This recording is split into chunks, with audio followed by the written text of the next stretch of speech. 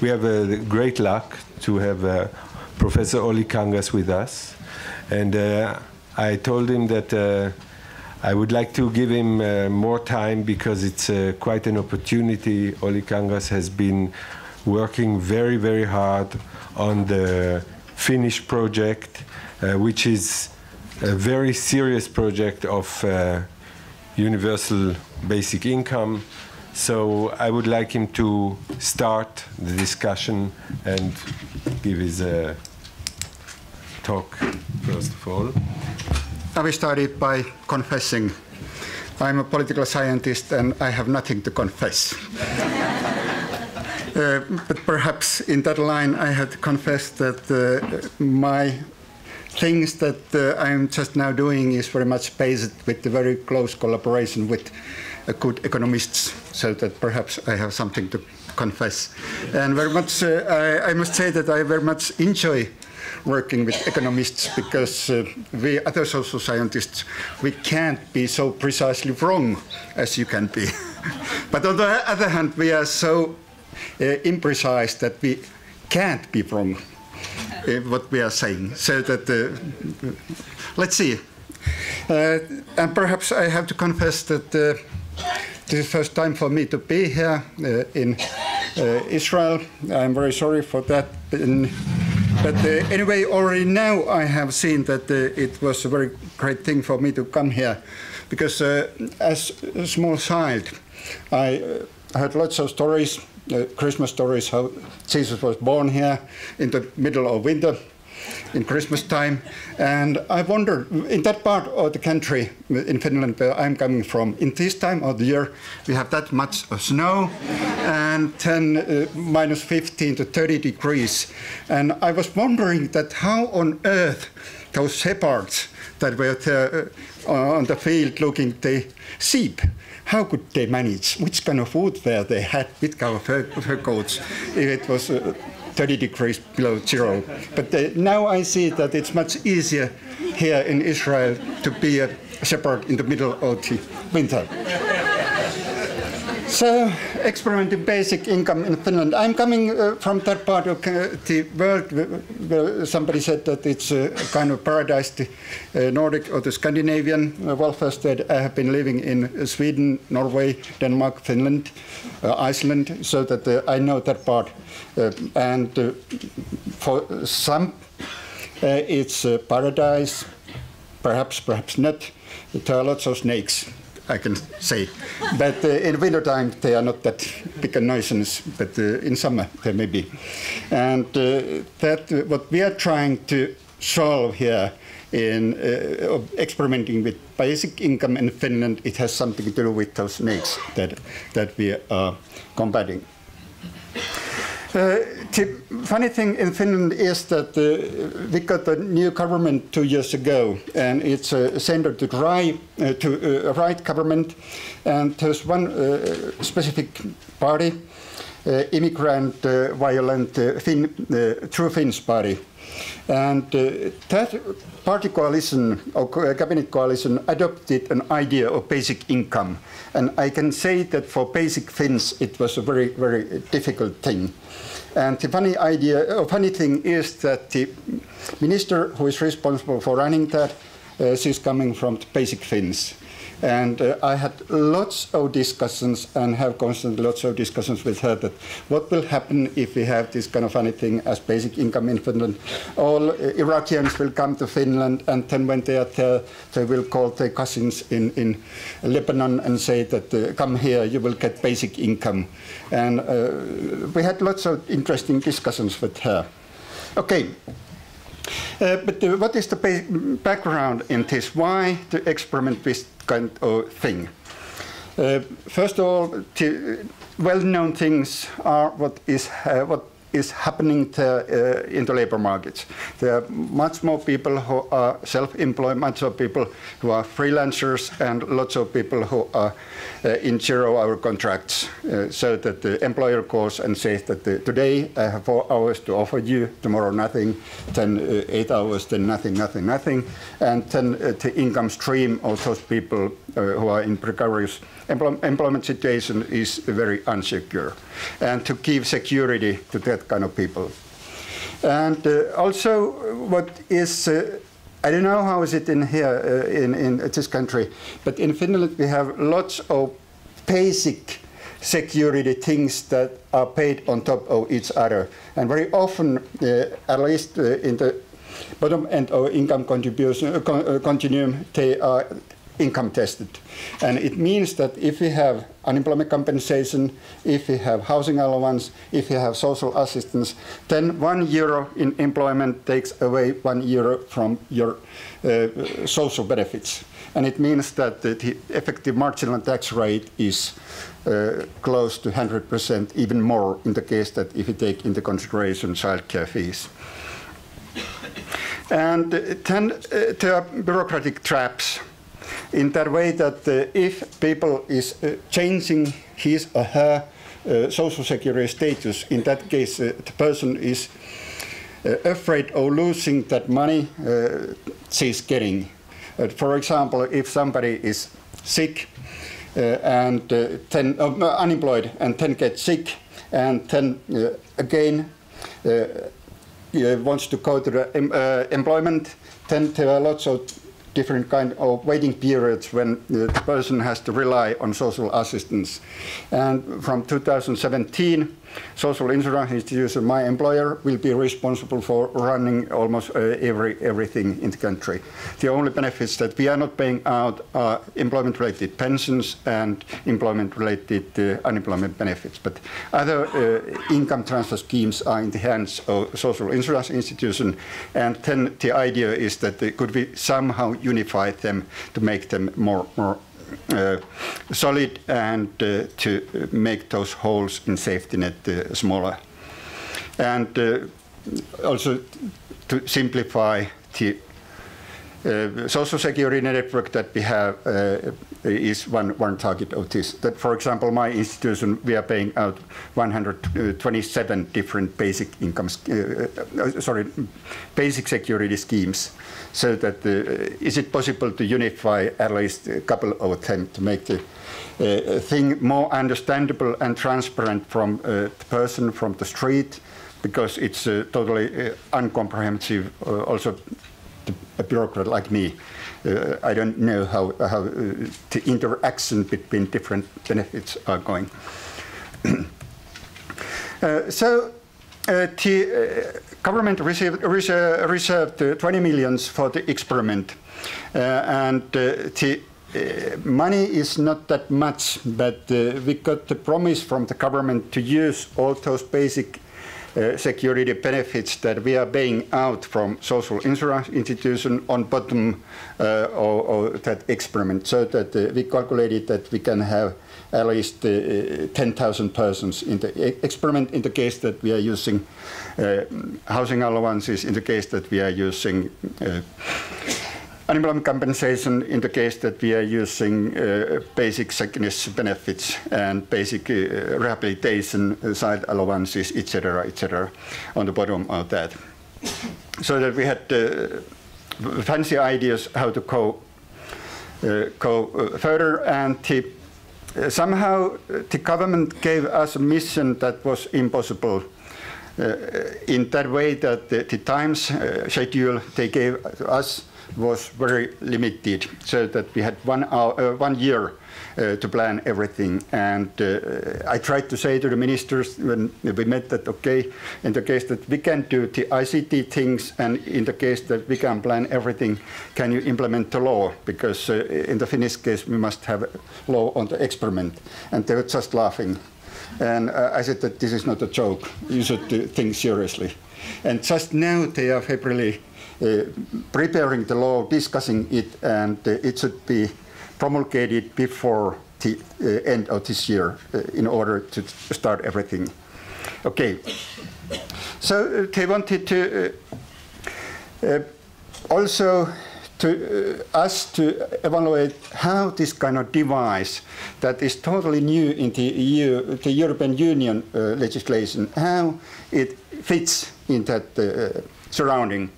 What does the European level legislation say, and what does the Finnish legislation say, and how the national and international or the European level legislation are discussing and interacting with each other. So that it was a very hard task to go through all those things.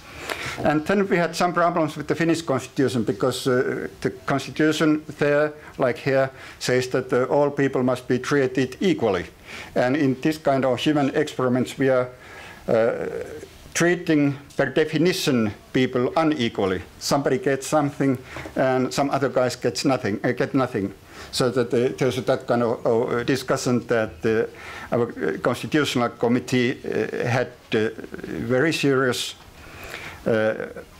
discussions on that, but finally they accepted our proposition and our idea. And then they said us that we should evaluate 4 different things. Full basic income. Full basic income, or the idea in basic income is that we pay a certain sum of money universally to everybody. And in the full basic income, the idea is that we replace lots of the existing social security system, perhaps everything.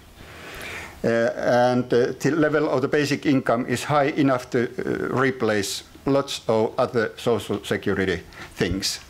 And then we thought that, okay, perhaps 1,000 euros, 1,500 euros, it sounds a small sum in comparison to the, for example, to the Swiss referendum, where they voted about 2,000 euros a month, but they said no to that idea.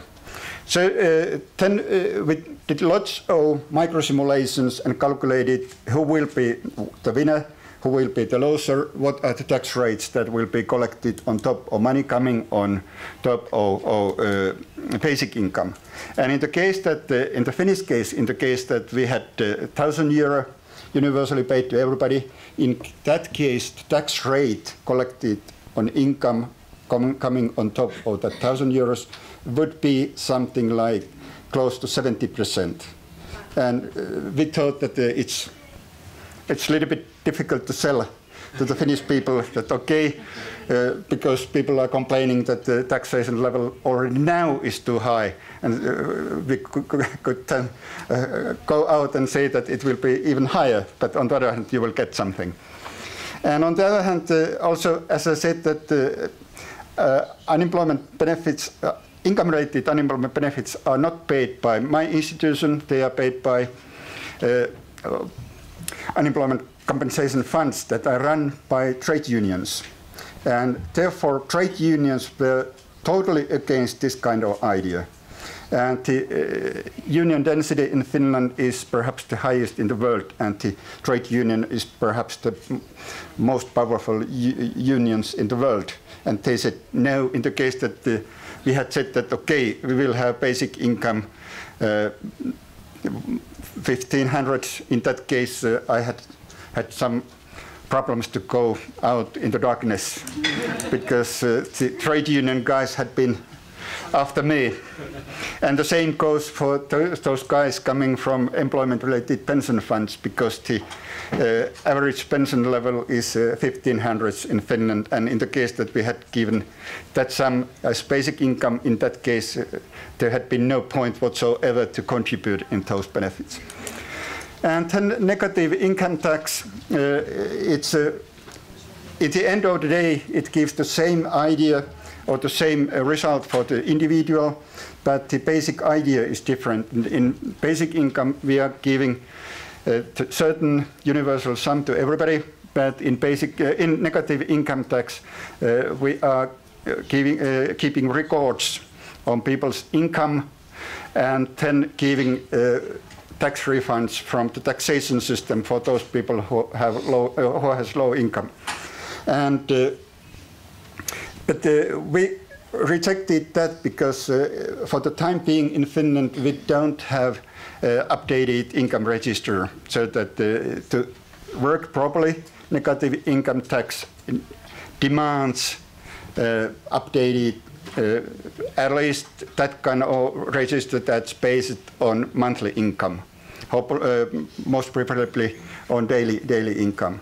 And those experiments that they had in the States, they showed that when people could themselves say what their incomes are in that experiment groups, surprisingly, income levels were much lower than in the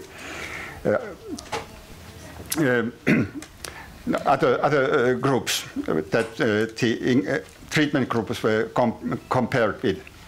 And then other models, participation income, and it's that something that Anthony Atkinson has proposed in the UK. But when we thought that, okay, this is too bureaucratic, and it means that we have no means to screen what and to decide what is that kind of useful work that will be paid for, and how much this and that person must work to get that benefit. So what we thought that in the very beginning, we said that, okay, it will be a universal experiment in that case, that we will concentrate on low-income earners because we had some limitations dealing with the experimental budget. And then we thought that, okay, in those groups that have low income, there are the strongest incentives to react on those benefits that we are paying out. And we thought that, okay, there will be a nation-level randomization to get the results that are representative for the country. And also, we had some ideas that we take some municipalities where almost everybody will get it. It's in order to get a picture what will happen at the local level, which kind of interactions there will be, and then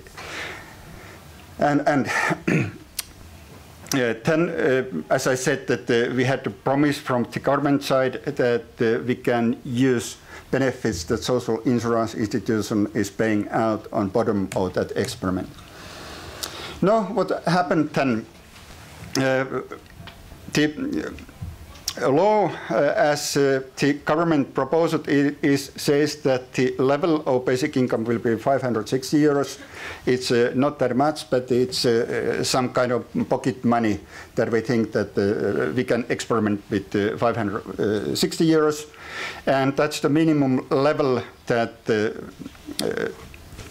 net level that the benefits just now are. A minimum unemployment compensation, for example. And because we have an obligatory experiment, in that case the Constitution said that we can't compel people to participate in an experiment where they are getting less than what they are getting just now. And that experiment that will start now in 1 month's time, it's a kind of pilot. We will experiment with this kind of small sum and small sample just to see how it works. And then the idea is that 2018 and 2019 there will be a bigger experiment with other guys than the unemployed persons to get the sample of all small income earners and people who are precarious employment contracts. And we have 2,000 persons in that treatment group, and then in principle we have something a little bit more than 100,000 persons, unemployed persons in that other group that will be a control group, and from that control group we can take different kind of samples.